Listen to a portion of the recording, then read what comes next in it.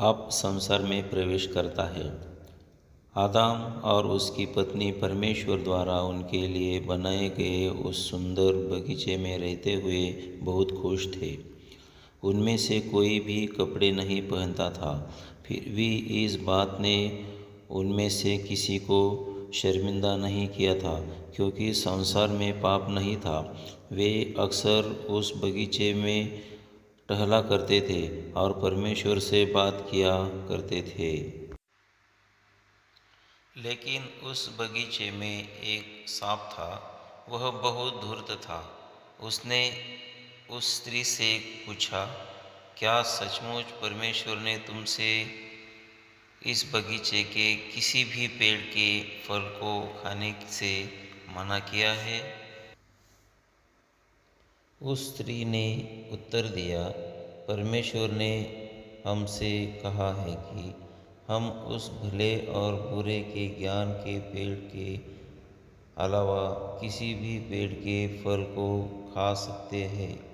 परमेश्वर ने हमसे कहा है कि अगर तुमने उस फल को खाया या उसे छुआ भी तो तुम मर जाओगे। उस सांप ने स्त्री को जवाब दिया, यह सच नहीं है, तुम नहीं मरोगे। परमेश्वर जानता है कि जैसे ही तुम उस फल को खाओगे, तुम परमेश्वर के समान हो जाओगे और उसके समान भले और बुरे को समझने लगोगे। उस स्त्री ने देखा कि वह फल मनभावना था और स्वादिष्ट दिखाई देता था।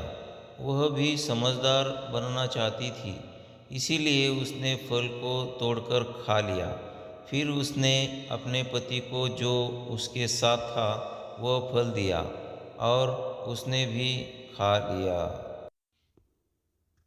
अचानक ही उनकी आंखें खुल गई और उनको मालूम हुआ कि वे नंगे थे। उन्होंने पत्तों को एक साथ सिलकर उसके कपड़े बनाकर उनसे अपने शरीरों को ढकने की कोशिश की।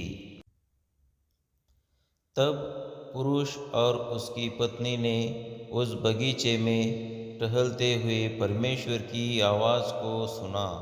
वे दोनों परमेश्वर से छिप गए। तब परमेश्वर ने पुरुष को आवाज़ लगाई, तू कहाँ है? आदम ने आवाज़ दिया, मैंने आपको बगीचे में टहलते हुए सुना और मैं डर गया था, क्योंकि मैं नंगा था, इसीलिए मैं छिप गया। फिर परमेश्वर ने पूछा, तुझे किसने बताया कि तू नंगा है? क्या तूने वो फल खाया है जिसे खाने के लिए मैंने तुझे मना किया था? पुरुष ने जवाब दिया, आपने मुझे जो यह स्त्री दी है, इसने ही मुझे वह फल दिया। तब परमेश्वर ने स्त्री से पूछा, तूने यह क्या किया है? वह स्त्री बोली, सांप ने मुझे धोखा दिया है। परमेश्वर ने सांप से कहा, तू शापित है, तू अपने पेट के बल लौटेगा और मिट्टी चाटेगा।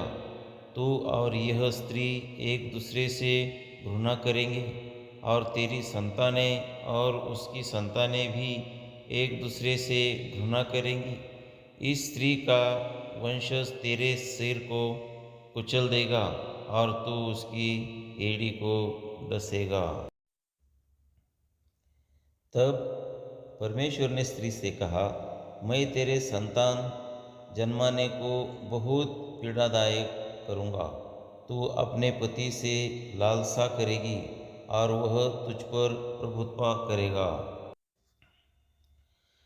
परमेश्वर ने पुरुष से कहा, तूने अपनी पत्नी की सुनी है और मेरी आज्ञा नहीं मानी है, इसीलिए भूमि शापित हुई है और तुझे भोजन उगाने के लिए कठिन परिश्रम करने की आवश्यकता होगी।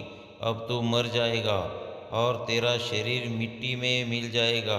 उस पुरुष ने अपनी पत्नी का नाम हवा रखा, जिसका अर्थ है जीवन देने वाली, क्योंकि वह सब जातियों की माता होगी। और परमेश्वर ने आदम और हवा को जानवर की खाल से बने कपड़े पहनाए।